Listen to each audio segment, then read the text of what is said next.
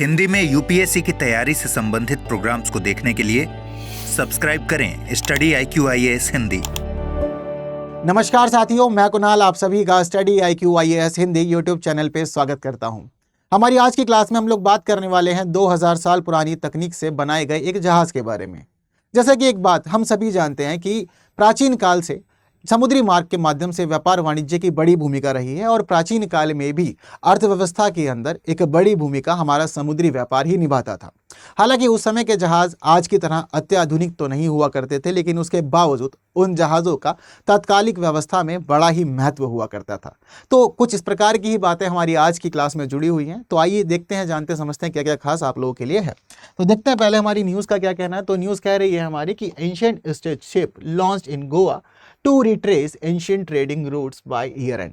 तो देखिए भाई, फिलहाल हमारी न्यूज़ का ये कहना है कि गोवा में एक प्राचीन विधि से तैयार किए गए जहाज को लॉन्च कर दिया गया, या फिर सीधे तौर पे कहें कि उसको जल में उतार दिया गया है। अब आपको यहाँ पर एक खास बात और देखने को मिल रही होगी कि यहाँ पर एक वर्ड यूज किया गया है, स्टेज शिप। इसका क्या अर्थ है? वैसे तो हम लोग स्टेज का सीधा साधारण अर्थ क्या समझते हैं? सिलना या सिला हुआ, है ना? यही समझते हैं ना? एग्जैक्टली। अब ये जहाज दरअसल जो है वो सिला हुआ जहाज ही कहलाता है। अब आप लोग ये सोच रहे हैं मतलब कि ये कैसे हो सकता है कि जहाज को भी सिला जा रहा है, सिल करके जहाज तैयार किया जा रहा है? सिल करके तो कपड़े तैयार होते हैं ना, जहाज भी तैयार हो रहा है। पर वास्तव में ये बात बिल्कुल सच है। दरअसल प्राचीन काल में आज की भांति अत्याधुनिक तकनीकें नहीं हुआ करती थी, तो उस समय जहाजों को सिल करके ही तैयार किया जाता था, लेकिन सिलना बहुत ही अच्छी तरीके से किया जाता था, जिससे कि वो जहाज समुद्र में उतरने के बाद पानी को ना भर ले। क्लियर है बात सभी आप लोगों को? तो अब क्या हुआ कि हम लोग फिर दोबारा उस पुरानी तकनीक को ही जीवित कर रहे हैं। फिर दोबारा से हमने सिल करके ही जहाज तैयार किया है। सिल करके जहाज कैसे तैयार किया है, ये बातें मैं आपको बहुत अच्छे से भी आगे बताऊंगा। आइए सभी जुड़ी चीजों को समझते हैं क्या क्या इसमें शामिल है। तो देखिए, ये वो जहाज है जिस जहाज की हम लोग बात कर रहे हैं। हालांकि जहाज दिखने में बहुत ही अधिक सुंदर लग रहा है, लेकिन ये बात समझ लीजिए कि ये जहाज पूरी तरह से सिला हुआ है। सिला हुआ होने का मतलब ये कि इसमें वेल्डिंग वगैरह का इस्तेमाल नहीं किया गया है, आधुनिक तकनीकों का इस्तेमाल नहीं किया गया, और यह समझ लीजिए कि पूरी तरह प्राकृतिक रूप से और प्राकृतिक तत्वों का इस्तेमाल करके ही इस जहाज को तैयार किया गया है। तो ये सारा का सारा काम जो था इसको जल में उतारने का ये संपन्न तो कर लिया गया है, लेकिन अब आगे की राह हमारी क्या कहती है? दरअसल फिलहाल इस जहाज को गोवा के अंदर जल में उतारा गया है, और गोवा के पास एक द्वीप है, इसको कहा जाता है दीवार द्वीप। तो उस द्वीप पर ही इसको लॉन्च करने का कार्य किया गया है। हालांकि ये द्वीप जो है वहां से अब आगे बढ़ेगा और ये पहुंच जाएगा कारवार पोर्ट पे, और कारवार पोर्ट पे ही ये जहाज अभी रुकेगा। यहां पर हम लोग देखने वाले हैं कि हमारा एक 15 सदस्यीय दल है, जो 15 सदस्यीय दल इस जहाज को आने वाले समय में संभालेगा। तो ऐसी स्थिति में उस जहाज के सभी लोगों को, या जितने भी चालक वगैरह हैं, बाकी क्रू हैं, तो सभी लोगों को फिलहाल प्रशिक्षण दिया जाएगा, क्योंकि अभी जितने भी हमारे फिलहाल क्रू हैं या जितने भी हमारे कर्मी हैं, वो लोग आधुनिक जहाजों को चलाना जानते हैं, लेकिन इस पुराने जहाज को चलाने की विधि उन्हें नहीं पता। अब ये जो जहाज हम लोगों ने तैयार किया है, इस जहाज को चप्पू के माध्यम से चलाया जाएगा। अब सोचने वाली बात है कि इतना बड़ा जहाज चप्पू से चलाना अपने आप में बहुत ही चैलेंजिंग है। तो वही सब स्थिति यहाँ पर रखी गई है। इसी वजह से जहाज को पहुंचाया जा रहा है कारवार पोर्ट पे। यहाँ पर सभी लोगों को प्रशिक्षण दिया जाएगा, ट्रेनिंग दी जाएगी। और ये बात भी समझ लीजिएगा कि अभी इस जहाज को सिर्फ और सिर्फ जल में उतारा गया है, पूरी तरह से इस जहाज को अभी अप्रूव नहीं किया गया। अभी उतारने के बाद देखा जाएगा कि क्या ये सभी मानकों पे खरा उतरता है, क्या इसका जो स्ट्रक्चर है वो जल के लिए पूरी तरह से अनुकूल है, क्या ये जहाज जल में सर्वाइव कर पाएगा, या सभी चीज़ें सक्सेसफुल होंगी या नहीं। अभी फिलहाल इसको जाँच की जाएगी। जाँच करने के बाद अंततः हम लोग देखेंगे कि चीज़ें आगे बढ़ेंगी, और अभी भी कुछ चीज़ें इसमें शामिल की जानी है, तो वो धीरे धीरे आगे बढ़ेगा, और चालक दल को तैयार करने का कार्य भी किया जाना अभी बाकी है। क्लियर है बात सारी? लेकिन अभी समय है हम लोग के पास। दरअसल इस जहाज को बनाए जाने का जो कार्य था, वो कार्य तो शुरू हम लोगों ने कर दिया था सितंबर 2023 में। अब सितंबर 2023 में काम शुरू हुआ। अब जाकर के हम देख रहे हैं कि फरवरी 2025 में ये जहाज जल में उतरा है, लेकिन अभी इसकी पूरी जांच कंप्लीट होगी। लेकिन जब सभी चीजें कंप्लीट हो जाएंगी, तो फिलहाल की स्थिति इस प्रकार है कि इस वर्ष के अंत में, ठीक है, तो 2025 के अंत में ये माना जा रहा है कि सभी चीजें सक्सेसफुल हो जाने के बाद, पूरी अनुमति मिल जाने के बाद में ये जहाज अपनी पहली यात्रा पर निकलेगा, और पहली यात्रा इसकी रहेगी ओमान की यात्रा। हमारी न्यूज में आप लोगों ने शायद एक बात नोटिस की होगी, तो यहां पर लिखा हुआ है to retrace ancient trading routes by year and.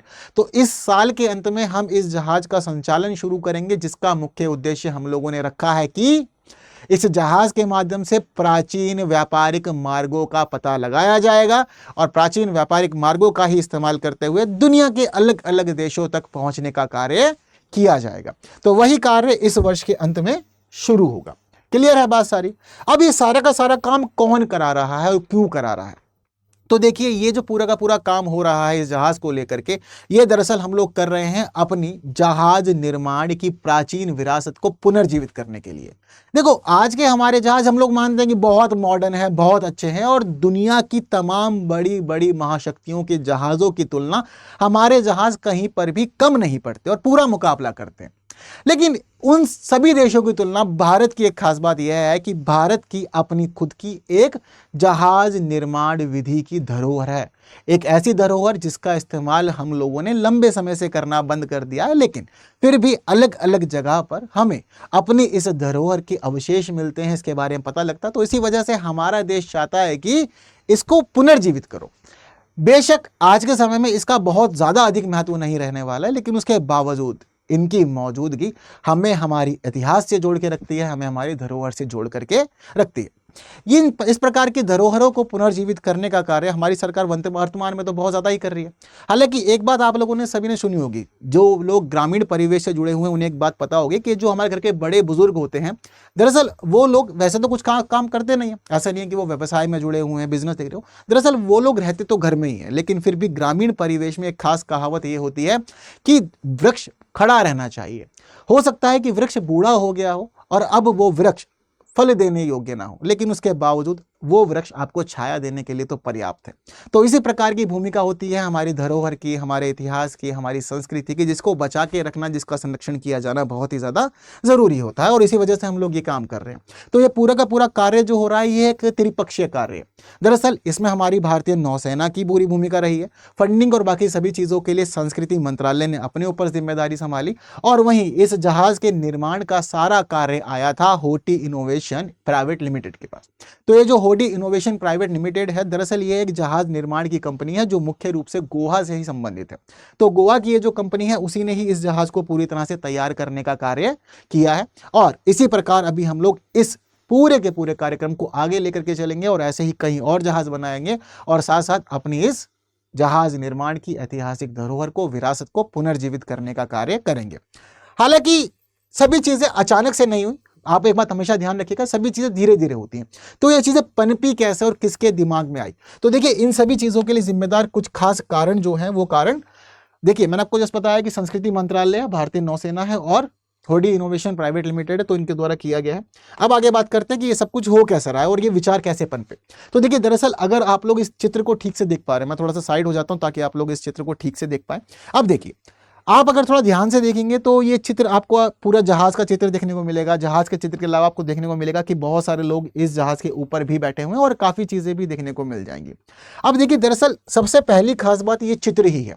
ये चित्र दरअसल अजंता की गुफाओं के तहत पाया गया है, और अजंता की गुफाओं में मिली ये पेंटिंग हमें बताती है प्राचीन काल के जहाज किस तरह के हुआ करते थे। तो जो हमारे पुरातात्विद हैं, इतिहासकार हैं, वे सभी ये बताते हैं कि देखो भाई, आधुनिक तकनीकों तो हुआ नहीं करती थी, लेकिन जहाज फिर भी हुआ करते थे। तो उस समय के लोग इतना अधिक समृद्ध थे इस तकनीक के अंदर कि वो लोग सिल करके इतने अच्छे जहाज बना लिया करते थे कि वो जहाज सालों साल जल के अंदर बहा करते थे, रहा करते थे, और कभी भी डूबते नहीं थे। मतलब एक समय के बाद तो डूबते ही, लेकिन जितनी उनकी उम्र होती थी वो उस उम्र से ज्यादा चलते थे। इतना अधिक अच्छे से इस प्रकार के जहाजों को तैयार किया जाता था, इतनी बेहतरीन तकनीक उन लोगों के पास थी। तो इंस्पिरेशन जो थी वो यहां से मिली, इस चित्र को देखा गया, और इस चित्र से जुड़ी हुई बातें जो थी वो एक किताब में लिखी गई। दरअसल संजीव सान्याल नाम के एक व्यक्ति हैं, उन्होंने किताब लिखी द ओशन ऑफ चुन। अब उनकी ये जो किताब थी, इस किताब में उन्होंने बताया कि प्राचीन काल के जहाज किस प्रकार के हुआ करते थे, कैसी उससे जुड़ी हुई चीजें थी, कैसे इन जहाजों को तैयार किया जाता था। इन्होंने बात यहाँ पर यह भी रखी कि हमारी सरकार को इस विरासत के संरक्षण पे काम करना चाहिए और इस तकनीक को पुनर्जीवित करना चाहिए। तो अब ये किताब ही पहुंची हमारे खास लोगों के पास, जो हमारी नौसेना से जुड़े हुए हैं, जो संस्कृति मंत्रालय से जुड़े हुए हैं।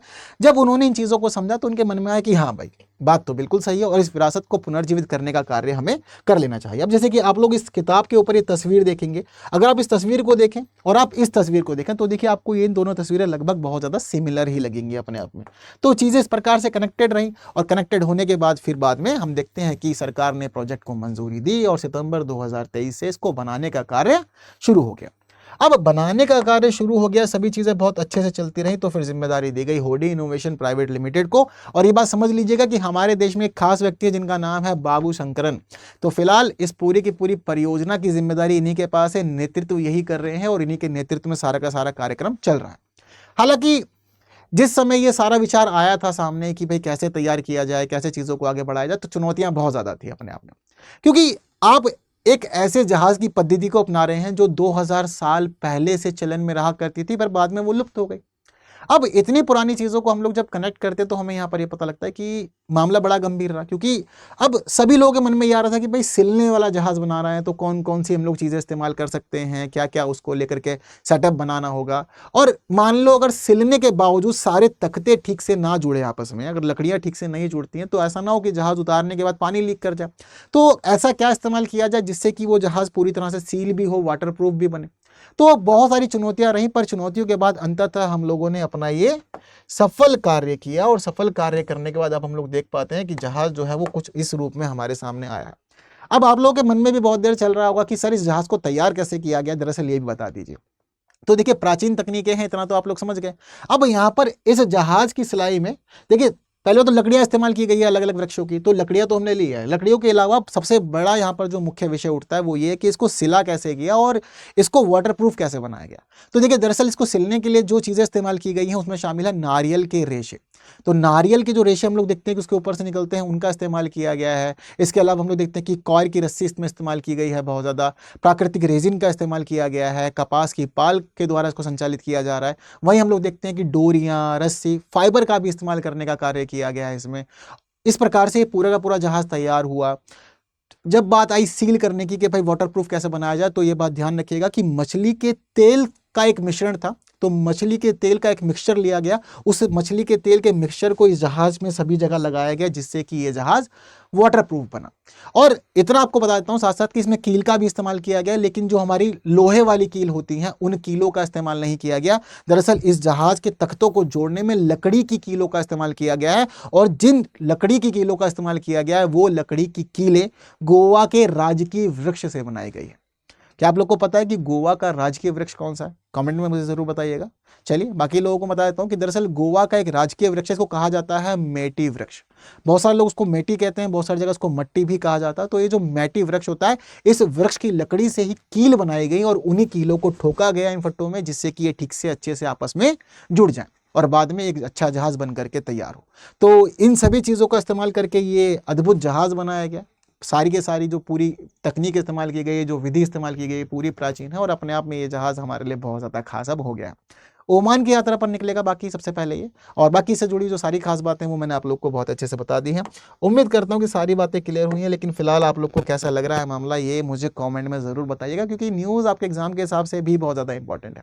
हमारी जो वर्तमान सरकार है वो बिलीव करती है प्राचीन चीज़ों में बहुत ज़्यादा, और प्राचीन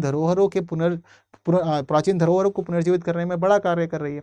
तो उसी से जुड़ा हुआ ये एक पहलू है, और आपके जीएस पेपर 1 से पूरी तरह से संबंधित है। बाकी कमेंट में अपने व्यूज़ जरूर बताने, वीडियो को शेयर करना है जितने साथियों तक कर सकते हैं, जिन्होंने लाइक नहीं किया वो भी कर दीजिएगा।